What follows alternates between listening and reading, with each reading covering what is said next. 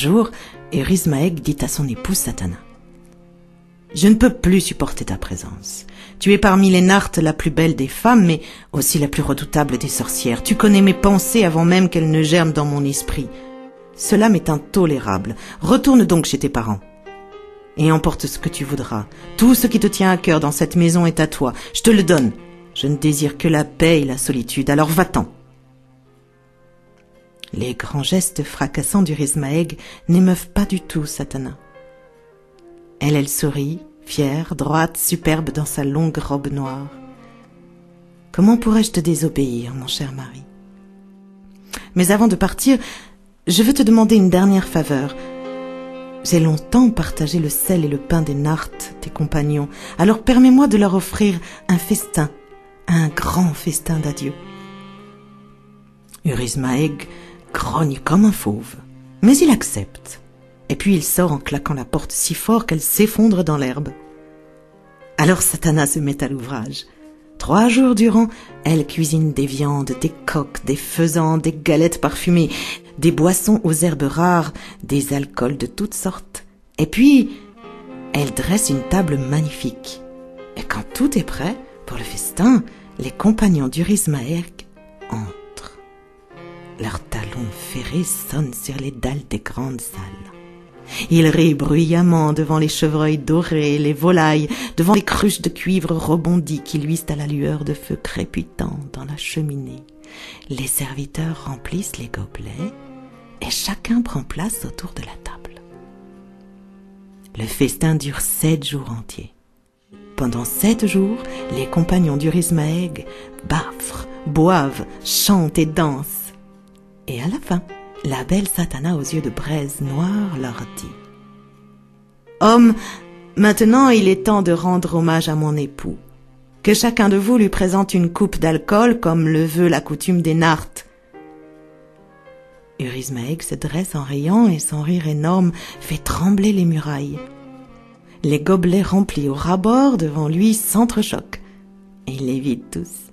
L'un après l'autre, la barbe fumante d'alcool, il boit sans reprendre haleine.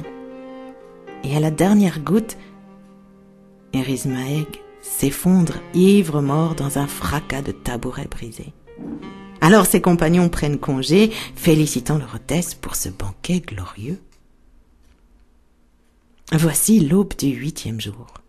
Satana, resté seul, sort dans le petit matin, court à l'écurie, attelle une paire de bœufs à son chariot, et au fond de ce chariot-là, elle prépare une litière d'herbes sèches.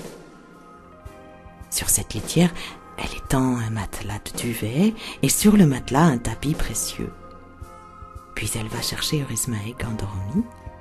Elle le traîne par le col de sa chemise jusqu'au seuil de l'écurie.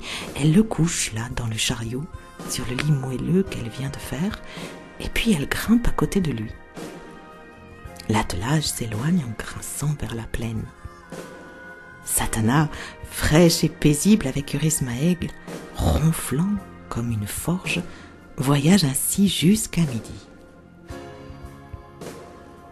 Alors Eurismaeg s'éveille, dégrisé. Il se dresse sur le coude, elle regarde autour de lui. Devant, jusqu'à l'horizon, il ne voit que le long chemin. À droite, à gauche, la campagne.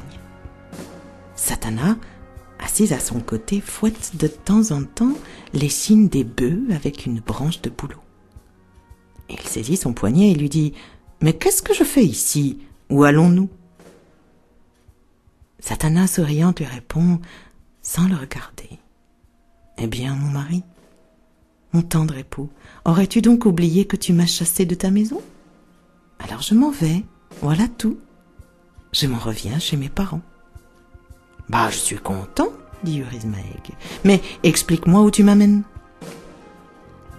Le jour où tu m'as renvoyé, tu m'as dit: « Emporte avec toi ce qui te tient le plus à cœur. » Or, je n'ai pas dans ma vie de trésor plus précieux ni plus cher que toi.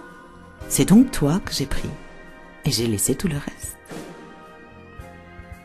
Eurismaeg s'assied, grattant, grognant son crâne ébouriffé.